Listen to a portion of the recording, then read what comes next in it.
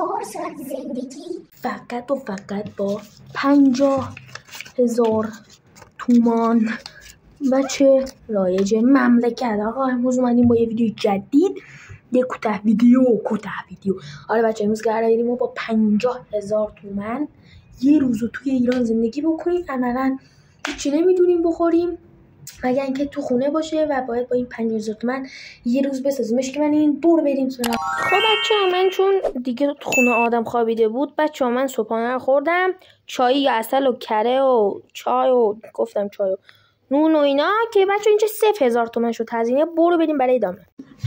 خب بچه ها دیدیم که صبحانه رو بچه ما خوردیم و صبحانه 0 تومان واسمون هزینه داشت چون تو خونه بودیم و عسل و کره و چای اینا دیگه خوردیم دیگه. خب و بچه من اینو بگم که قرار نیست این 50,000 تومان رو نقد خرج کنیم و قراره با کارت من کجی.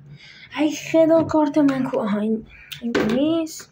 آره این البته این کارت من نیست بچه ها، کارت بابامه ولی خب دست منه. قراره بچه ها با 50,000 تومان وجه رایج مملکت یه روز زنده بمونیم و تونستیم مرحله اول یعنی صبحانه رد بکنیم و خب دیگه بریم بچه سراغ ناهار و حالا میام وعده اون چیزاش کنید. برو بریم. خب بچه ها آقا ما اومدیم و بریم بچه ها بین صبحانه و ناهار یه سری چیزا بخریم و ویو داره. بچه من کلا طرفدار تیم خاصی نیستم تو اروپا، نه رئال نه بارسا، اینم همینجوری بود گفتم بندازم و اونم که بک‌گراند. آره بچه ها تو اون ویدیو هم گفتم گوشیم این گوشی بود شیومی. و خب بریم بچه ها بین میان وعده صبحانه و ناهار رو یه چی بخریم و بخوریم. اشکال برو. خب بچه ها ما آقا رفتیم و یه چیپس خریدم بچه ها به خاطر میان وعده. حالا بچه ها 40,000 تومان یعنی فقط 10,000 تومان اندازه یه دونه بطری الان واسه اون پول مونده و الان بهتون نشون میدم چیپسم. و بچه نشد من از سوپرمارکت واسهتون ویدیو بگیرم چون کلا اصلا زرد محله ما سوپرمارکت نیست. کلی رفتم اونورتر و گفتم دیگه گوشی رو نبرم و الان چیپسم بهتون نشون میدم. اشکانی بر بریم. خب بچه ما اینجا آیفون دیدم با این فیلم برای چیپس دلمزه فلفل سیاه مزه داریم. بابا بیا برو مگس کثافت. خب بچه داریمش اینجا حالا میبینید چیپس ها بله قیمتش 40,000 تومان و الان تا شب یه حدود 12 ساعت وقت مونده فقط 10,000 تومان پول داریم. بیا برو اون طرف مگس عشق من این برو بریم.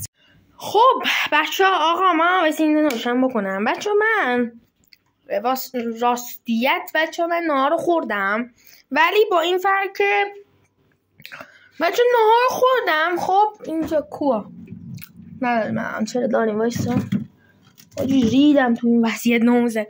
خب ببین یا بیرون داشتیم بچه من دوربین رو قطع کنم. خب بچه الان داره میگیره دیگه. آره فقط فرشا رو آجی دیگه دستن هم فیلم برداری یکم ریده دیگه. ببین من بچه نهار همبرگر خوردم و بستش 90,000 تومان یعنی دونه ای میافته حدود حالا 90,000 تومان بگیریم 5 تا باشه توش یه دونش میافته 20,000 تومان. خب تقریبا درک نمیکنم من بچه ها. پس نتیجه چی شد؟ ما نمیتونیم توی ایران با 50,000 تومان زندگی بکنیم. پس ما 200,000 تومان پس ما اوجی ریدم مغزم رید آجی. پس ما 20,000 تومان هم میذاریم روی این و بچه ها تونستیم که حالا ما یکم هم تخفیف حساب میشیم و کل پولمون تموم شد. خب و بازم با 70,000 تومان هم شما نمیتونید یه روز تو ایران زندگی بکنید. حالا ما بازم برای این داداشمون که خودم باشم تخفیف حساب میشیم و اصلا همبرگر رو حذف میکنیم آقا. خب تا چالش ادامه پیدا کنه. وایسین بچه وایسین بیام حاجی. خب بچه وضعتان چونه حاجی برو اونجا. بیا برو دیگه. خب بله بچه حاجی ریدم.